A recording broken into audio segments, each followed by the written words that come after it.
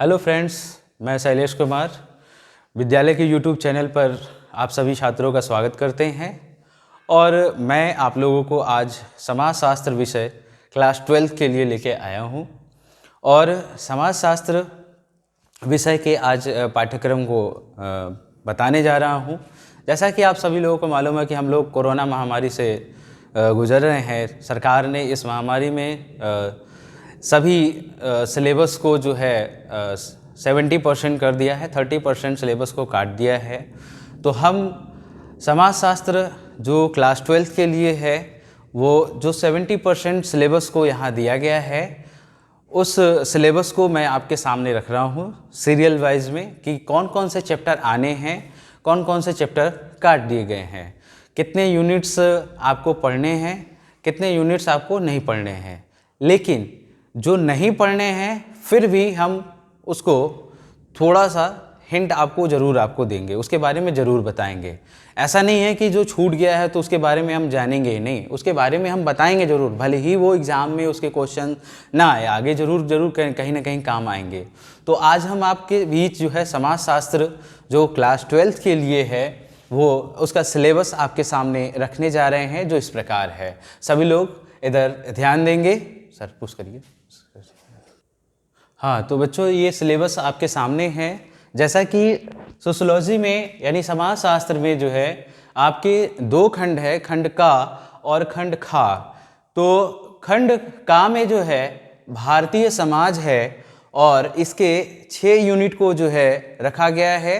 ये 6 यूनिट से खंड का के भारतीय समाज के 6 यूनिट से ही, इस 6 चैप्टर से ही, 6 यूनिट में तो अलग अलग चैप्टर्स हैं, वो मैं आगे आपको बताऊंगा कि कौन कौन से चैप्टर्स हैं। ये 6 यूनिट्स हैं, इन 6 यूनिट से ही क्वेश्चन आना है। और कितने कितने मार्क्स के कौन कौन से जो है क्वेश्चन आएंगे, क्या हैं, वो सारी चीज़ें हम आपको आगे बताने जा रहे हैं। जैसे देखिए, भारतीय खंड का में भारतीय समाज, ये खंड का में है भारतीय समाज, पहला पार्ट है। इस पहले पार्ट में 6 यूनिट है। इन यूनिट के बीच में, इन इकाइयों के बीच में कई चैप्टर्स हैं। जो पहला जो यूनिट है आपका भारतीय समाज का परिचय। भारतीय समाज के परिचय में देखा जाए तो ये एक छोटा सा चैप्टर है। इसमें जो है मार्क्स जो है 4 नंबर के आ रहे हैं। इसमें टोटल मार्क्स आपको 4 नंबर के मिलेंगे। उसके बाद जो है आपका दूसरा जो यूनिट है भारतीय समाज की जनसांख्यिकी संरचना।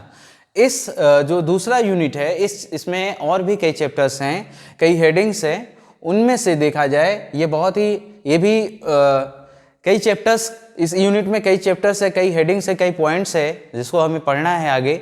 वो मैं आगे आपको बताऊंगा कि इसमें कौन कौन से हेडिंग्स है, कौन कौन से चैप्टर्स हैं। और ये इसमें से भी देखा जाए तो 1 मार्क्स के आ रहे हैं।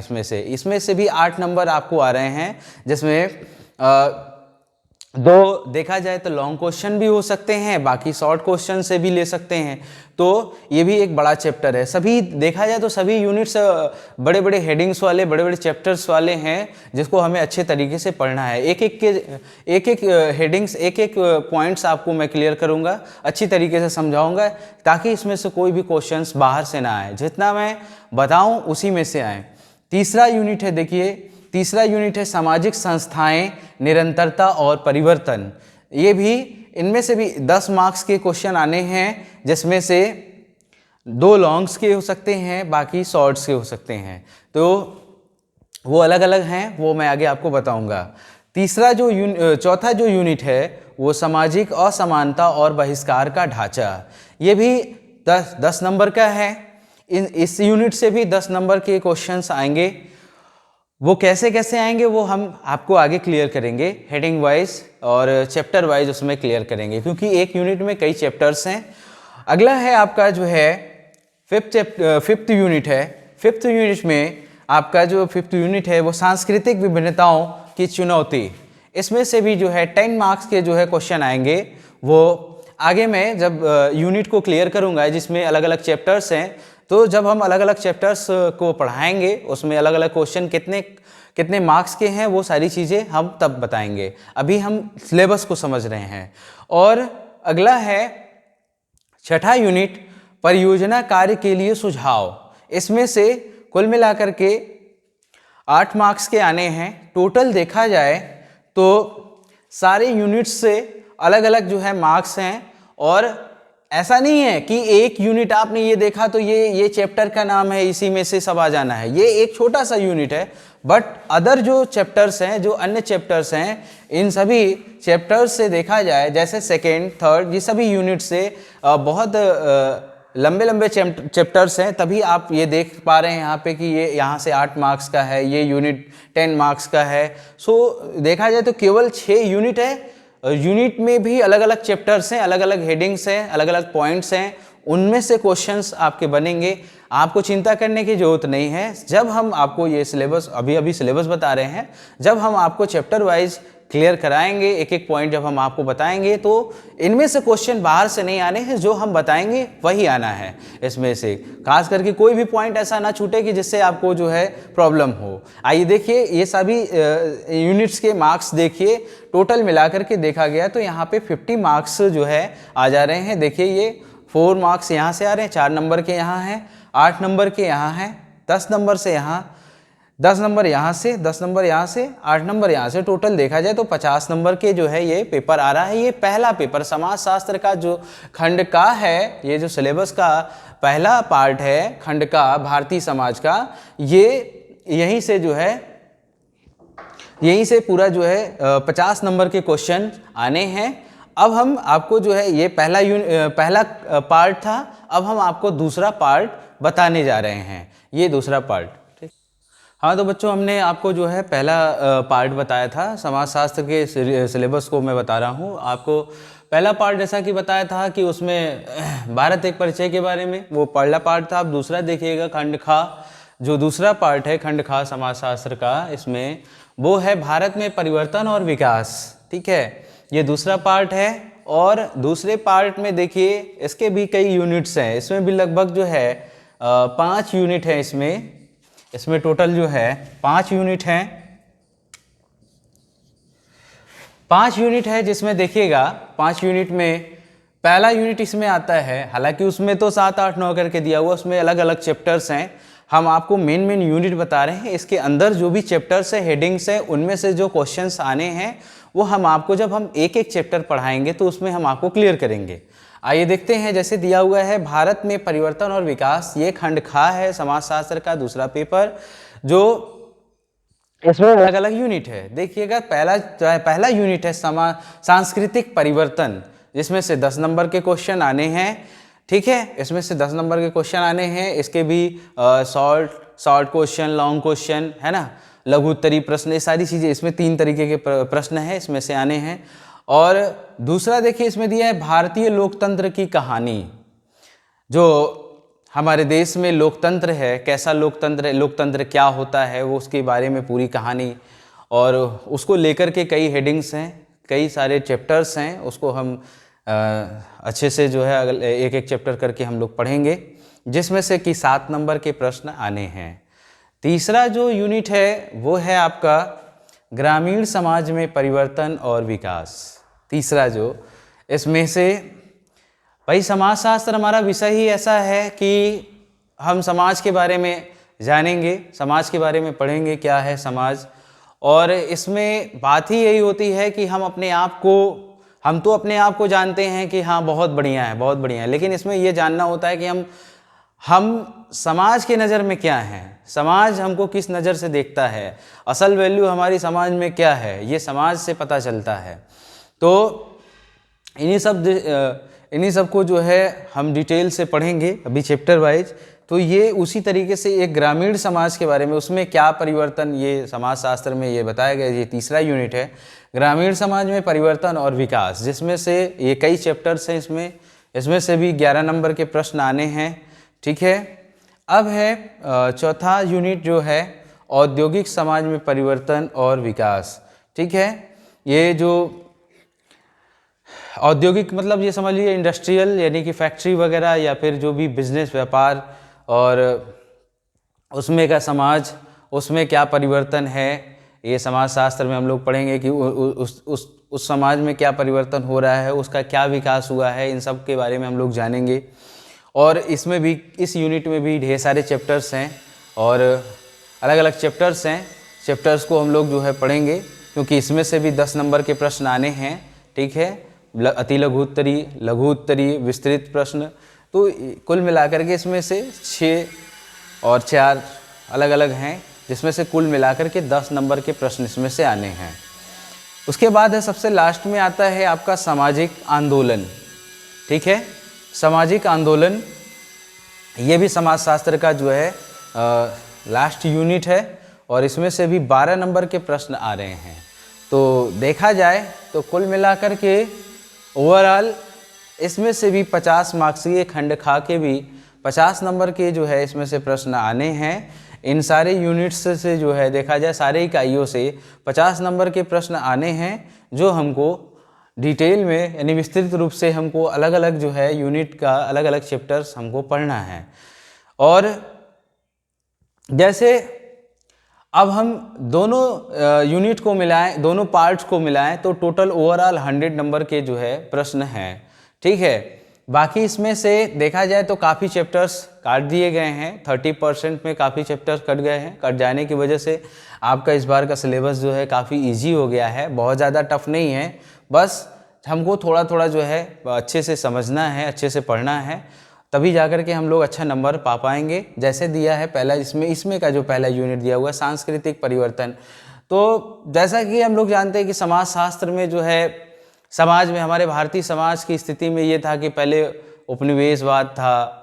उपनिवेशवाद का मतलब ये कि किसी दूसरे देश का जो है कब्जा हमारे भारत में था, उनके कब्जा होने से तो हमारे देश की आर्थिक स्थिति, सामाजिक परिस्थिति सब बिगड़ी हुई थी, और वो उनके वजह से, उन उपनिवेशवाद की वजह से हमारे देश के आर्थिक स्थिति, सामाजिक परिस्थिति, सांस्कृतिक, इन सब चीज़ों पर क्या प्रभाव पड़ा, क्या परिवर्तन, जैसे इसमें दिया हुआ सांस्कृतिक परिवर्तन, तो सांस्कृतिक रूप से क्या हमारे कल्चर पे क्या प्रभाव पड़ा, क्या जो है परिवर्तन हुआ।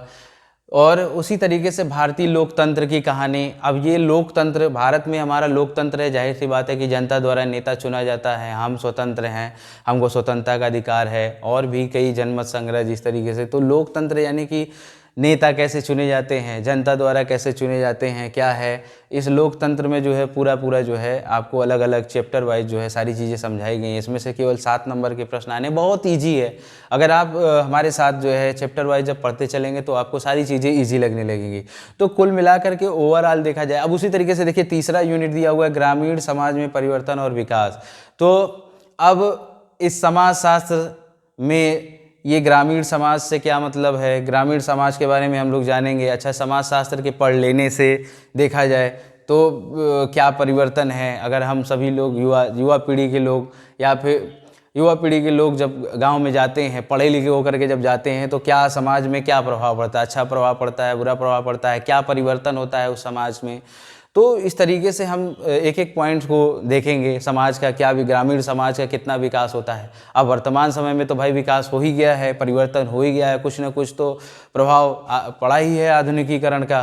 तो इसमें भी आधुनिकीकरण, कई प्रकार के चैप्टर्स इसमें हैं जो हम आपको पॉइंट वाइज बताएंगे। उसी तरीके से औद्योगिक समाज में क्या परिवर्तन हुआ है, फिर सामाजिक आंदोलन, क्यों पहले क्या सामाजिक आंदोलन हुआ, किस तरीके से हुआ, क्या क्या प्रभाव पड़ा, सभी इसके बारे में हम लोग इस तरीके से, इसमें से 12 नंबर के प्रश्न आने हैं। हमको सीरियल वाइज जो है एक एक करके पढ़ना है। तो ये आपके समाजशास्त्र का खंड खा था। खंड खा में ये देखिए आपके जो है ओवरऑल इसमें से भी 50 नंबर के प्रश्न आ रहे हैं, और 50 नंबर के जो प्रश्न आ रहे हैं वो सभी अलग अलग यूनिट के बारे में जो है किस यूनिट से कितने नंबर के आ रहे हैं। तो पहले यूनिट से आपके 10 नंबर, दूसरे यूनिट से 7, तीसरे से 11, चौथे से 10 और 5वें से 12। इस प्रकार से देखा जाए तो टोटल 50 नंबर के जो है इसमें आपके 50 नंबर के मार्क्स हो गए ओवरऑल। तो पार्ट 1 में भी 50 नंबर और पार्ट 2 में भी जो है 50 नंबर, टोटल मिलाकर के 100 नंबर के प्रश्न इसमें आ रहे हैं। ठीक है, तो अब हमने आपको, ये था सिलेबस, हमने आपको सिलेबस बताया। ये समाजशास्त्र का जो है दोनों पार्ट का, यानी खंड का और खंड खा का दोनों का सिलेबस था। अब हम आपको खंड का के जो सिलेबस में पहला चैप्टर है भारतीय समाज। भारतीय समाज जो पहला यूनिट है, इसमें से जो हमने भारतीय समाज का जो पहला यूनिट है, हम इसके बारे में हम आपको सामने रखने जा रहे हैं। पहला चैप्टर हम लोग पढ़ेंगे। आइए देखते हैं।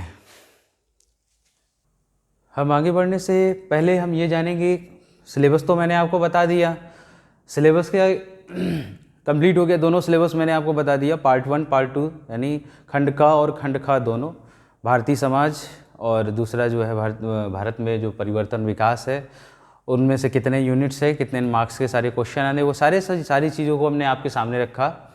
अब हम सिलेबस के बाद जो है हम आपका पहला चैप्टर है भारतीय, जो पहला यूनिट है आपका भारतीय समाज, एक परिचय, हमारे भारत का समाज कैसा है, हमारे भारत के समाज में क्या घटनाएं हैं, क्या बातें होती हैं, क्या क्या पहलू हैं, कैसे कल्चर्स हैं, क्या गतिविधियां हैं, सारी चीज़ों के बारे में हम भारतीय समाज के बारे में हम पढ़ेंगे, हम समझेंगे। उससे पहले हम ये जानना चाहेंगे, आपको ये बताना चाहेंगे, आप ये जानना चाहेंगे और हम बताना चाहेंगे कि समाजशास्त्र है क्या।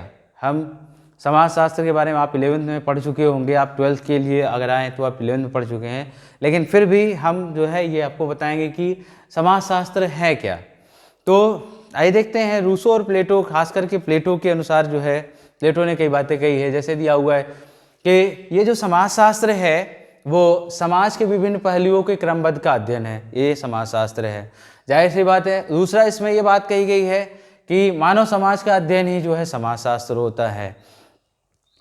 और वाकई में समाजशास्त्र में होता क्या है कि इनमें जो मानव की संरचना है, जो गतिविधियां हैं, है ना, उनके बारे में जो है उनसे संबंधित जानकारी हमको इसमें मिलती है। और समाज में क्या गतिविधियां हैं ना, मानव की क्या गतिविधियां हैं, क्या पहलू हैं, क्या है ना, क्या कल्चर्स हैं, इनके बारे में हमको जानने को मिलता है। इस समाजशास्त्र के नज़रिए से देखा जाए तो कुल मिलाकर के कहने का मतलब ये है समाजशास्त्र है क्या। तो जाहिर सी बात है, समाजशास्त्र हम सीधा एक डेफिनेशन होता है, तो समाजशास्त्र का एक सीधा डेफिनेशन यही है कि समाज के विभिन्न पहलुओं के क्रमबद्ध का अध्ययन ही, है ना, समाज के विभिन्न पहलुओं के क्रमबद्ध का अध्ययन ही समाजशास्त्र होता है। ठीक है, पहला। दूसरा, एक शॉर्ट डेफिनेशन ये भी है, दूसरा ये भी कह सकते हो दूसरी भाषा में कि मानव समाज का अध्ययन ही, शॉर्ट फॉर्म में कह सकते हो, छोटे से रूप में, कि मानव समाज का अध्ययन ही समाजशास्त्र कहलाता है। यानी मानव और क्या फिर ये कह सकते हो मानवीय संरचना और गतिविधियों से संबंधित जो जानकारी मिलती है वो हमें समाजशास्त्र। तो फिलहाल जो ये जो दो डेफिनेशन है, शॉर्ट में ये समझा जाए कि मानव समाज के अध्ययन ही समाजशास्त्र है। तो समाजशास्त्र में किसका अध्ययन करते हैं, तो मानव समाज का हम अध्ययन करते हैं।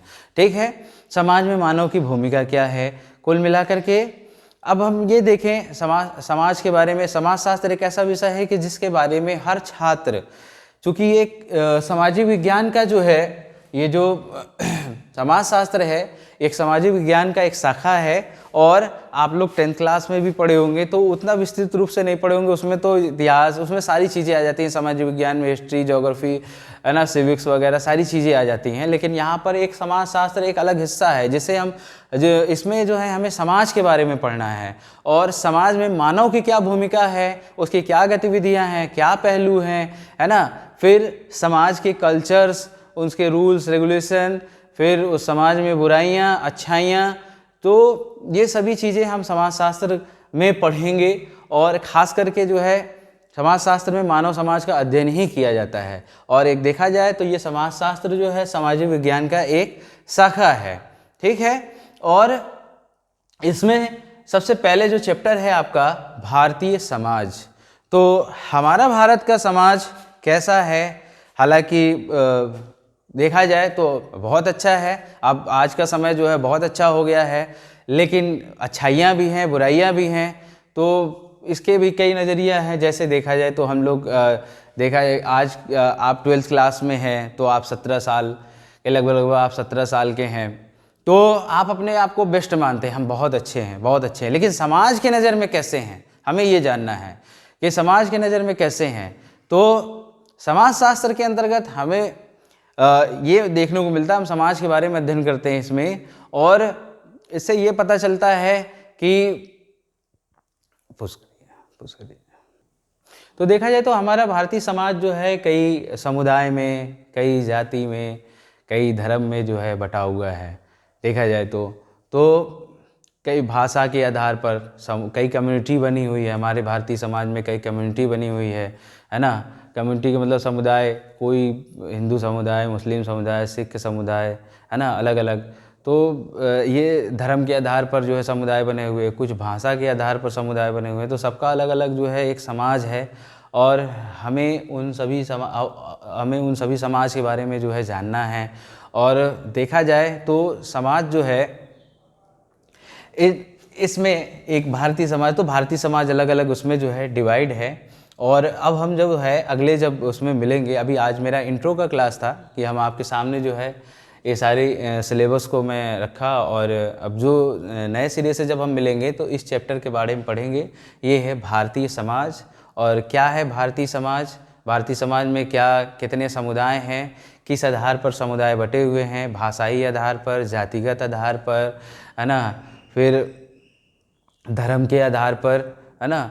तो अलग अलग समुदाय हैं इस समाज में। और इस भारतीय समाज की क्या स्थिति थी, उपनिवेशवाद क्या है, उपनिवेशवाद के आने से हमारे भारतीय समाज की स्थिति क्या हुई, है ना, ये सभी चीज़ों को हम लोग पढ़ेंगे। अब जैसे भारतीय समाज में उपनिवेशवाद, अब उपनिवेशवाद का मतलब सीधा संबंध यही है, अंग्रेज़ों से है।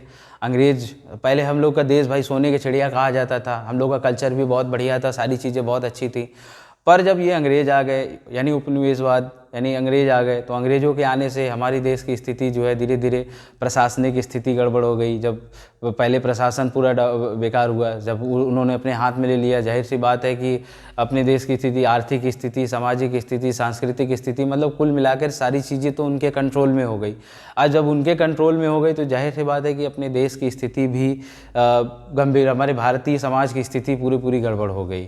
तो हम एक एक पॉइंट आगे लेक्चर में क्लियर करेंगे कि कैसे भारतीय समाज में भारत के समाज की स्थिति कैसे गड़बड़ हुई, कैसे पाश्चात्य सभ्यता जो है लागू हुई, कैसे उनके हिसाब, उनके बनाए हुए रूल्स से जो है कैसे जो है संस्कृति अपनी गड़बड़ हुई, क्या चीज़ें। कहने को तो भाई अच्छाइयाँ भी थी, कुछ न कुछ अच्छाइयाँ भी थी, लेकिन बुराइयाँ भी थी। तो हमें इन दोनों चीज़ों के बारे में जानना है। तो हम जब मिलेंगे अगले लेक्चर में तो हम आपको जो है भारतीय समाज, इसके बारे में आपको इंट्रोडक्शन कराएंगे। तब तक के लिए अगली क्लास में मिलते हैं। अब अगली क्लास में मिलेंगे और नए चैप्टर के साथ। तब तक के लिए बाय बाय।